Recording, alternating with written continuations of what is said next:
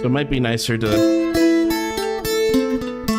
do some, you know, counterpoint or counter melodies. Now, the way that I would do a lot of that is I would have the tune, you know, in front of me. So I'm just going to open it up here in...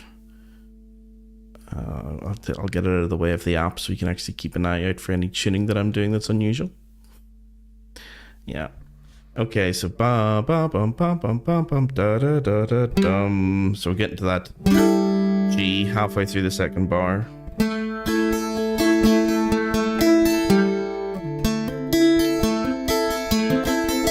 You can do a lot of hammer-ons like you would normally do in D. You know.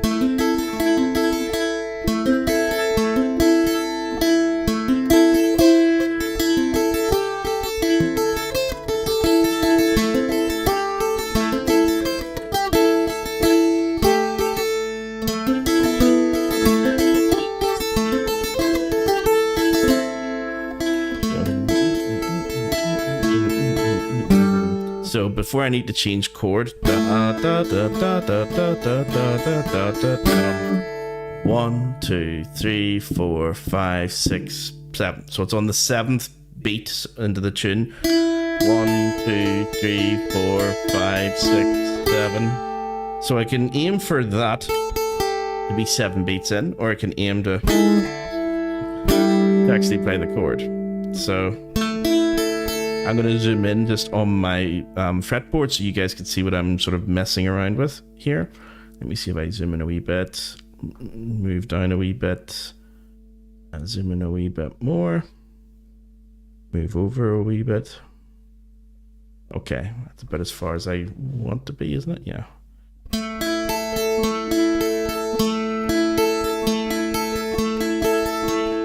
Now make sure that you're comfortable when you're doing your sort of finger counter melodies, that you're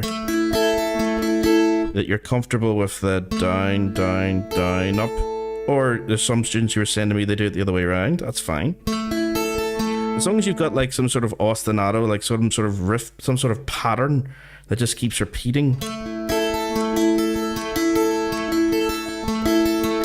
Now that's this completely open string, not doing anything at all with the left hand. Or just arpeggiating that. Da, da, da, da, da, da, da, da, da. This is where you can put your hammer-ons quite a bit in this tune.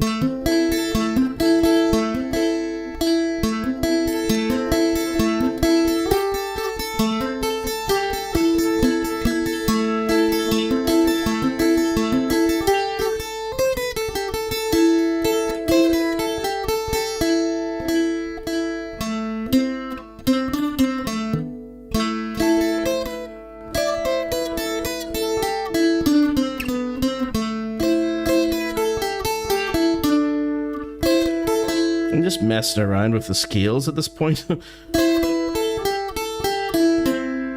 Yeah. Da da da da da da da dum da da da da da dum. Nope.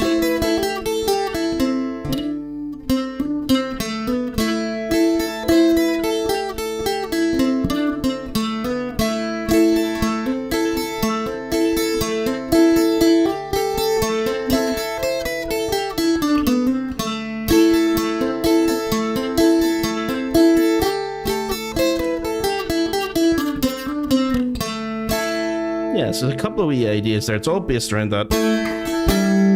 That's just why it's really important to know the chords before you start messing, trying to, you know, put in loads of counter melodies, because you are just basing the counter melodies and the what would you call it, polyphonic texture, just purely on where the harmonies were going anyway. So I know that that little guy there, and as well as him and him, are really important at certain stages in this piece. Da ba ba ba ba ba ba ba ba ba ba bum da da da da da da da da da da da dum da da da da da da da da da da da da dum. So there's loads of it in the second line or the second phrase. So just bear in mind where those are going to land in your melody. Counter melody, I should have said.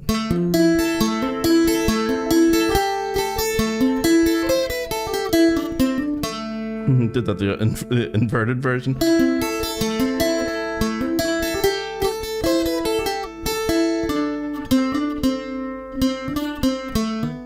Yeah, da da da, maybe da da da da da dum. Yeah, that's nice too. Or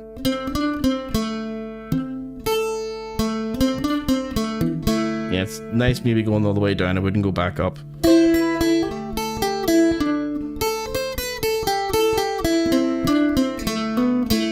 Okay, so we're aiming for bum.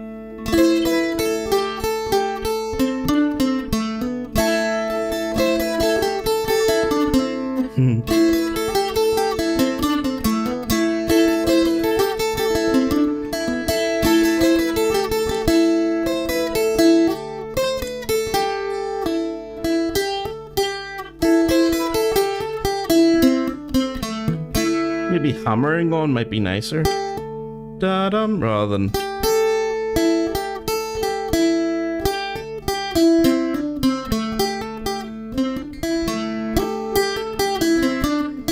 Yeah, both nice.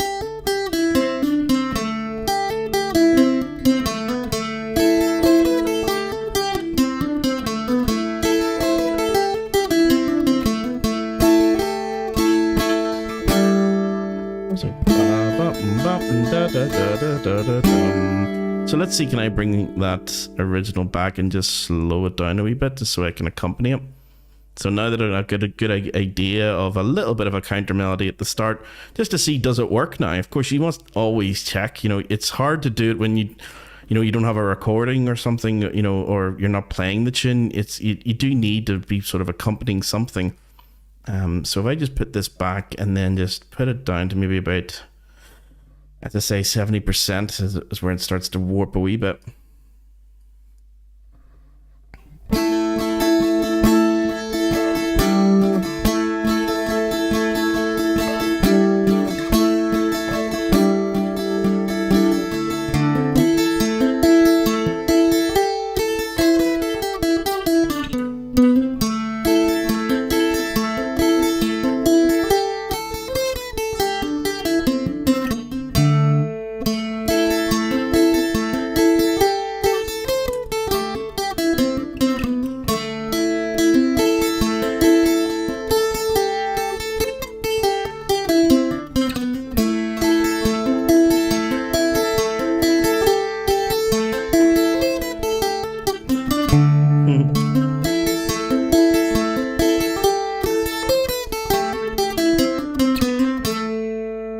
I think it kind of works. Let me just play it again just to be sure.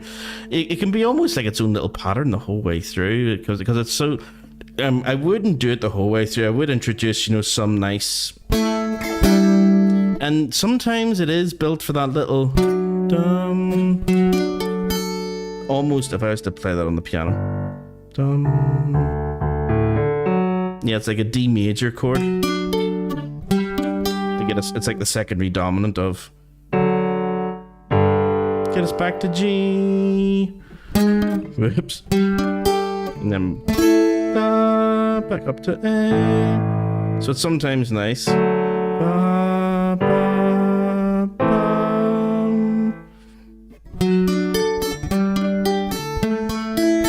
That's the disastrous thing I was doing last week for anyone who was here trying to do the who was it? Was it Fleetwood Mac? You know, pick up the pieces and go. What was the name of? Pick up the pieces and go. Yeah.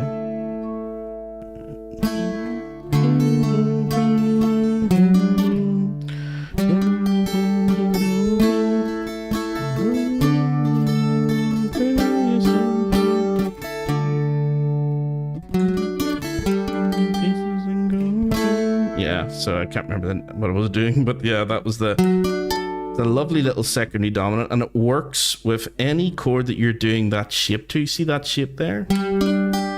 Which in this case is your G power chord. There's the secondary dom. Now, that's going to be right beneath it. If I move this out of the way so you can actually see it. Here is the... That's loud. Obnoxiously loud. That's your G power chord. Now, if you were to do this, there's your D. F sharp D A.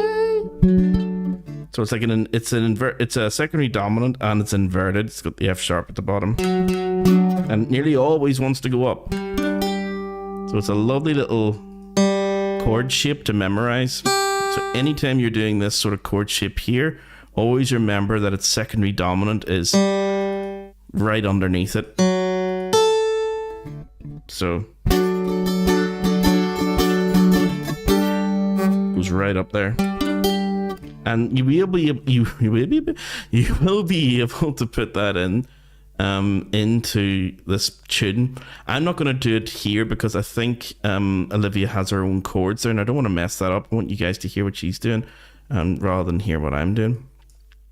So yeah, that's what the chords that she wants. But I'm just going to slow it down to see, does my counter melody work?